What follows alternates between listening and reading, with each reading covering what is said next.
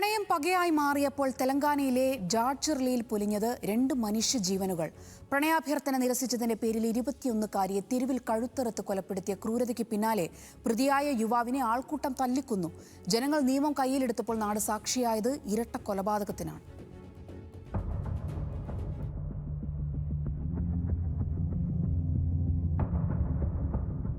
മഹബൂബ് നഗർ ജില്ലയിലെ പോലേപ്പള്ളി സെസ് പരിധിയിലുള്ള ഒരു സ്വകാര്യ കോളേജിലെ റിസപ്ഷനിസ്റ്റ് ആയിരുന്നു വൈഷ്ണവി.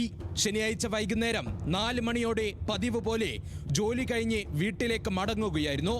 എന്നാൽ ബസ് ഇറങ്ങി വീട്ടിലേക്ക് നടന്ന വൈഷ്ണവി റോഡരികിൽ പതിയിരുന്ന മരണം അറിഞ്ഞിരുന്നില്ല.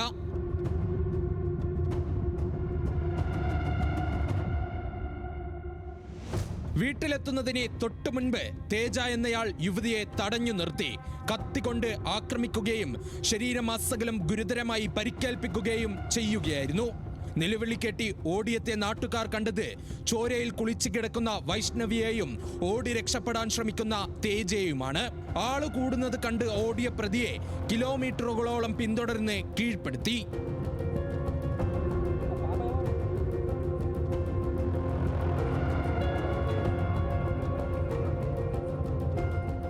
പിടിയിലായ പ്രതിയോട് ജനക്കൂട്ടം തെല്ലും ദയ കാണിച്ചില്ല.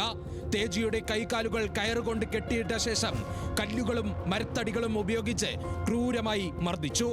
ആൾക്കൂട്ട മർദ്ദനത്തിൽ മാരകമായി പരിക്കേറ്റ പ്രതിയെ പിന്നീട് പോലീസ് എത്തി ആശുപത്രിയിൽ എത്തിച്ചെങ്കിലും ചികിത്സയിലിരിക്കെ മരിച്ചു.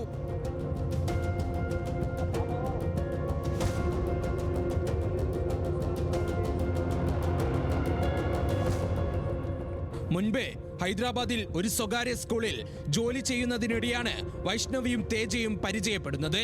യുവതിയെ തേജ നിരന്തരം ശല്യപ്പെടുത്തിയിരുന്നതായി ബന്ധുക്കൾ പറഞ്ഞു.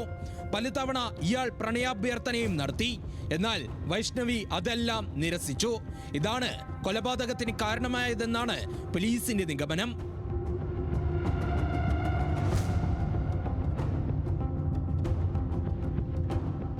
സംഭവത്തെ തുടർന്ന് പ്രദേശത്ത് വലിയ സംഘർഷാവസ്ഥയുണ്ടായി.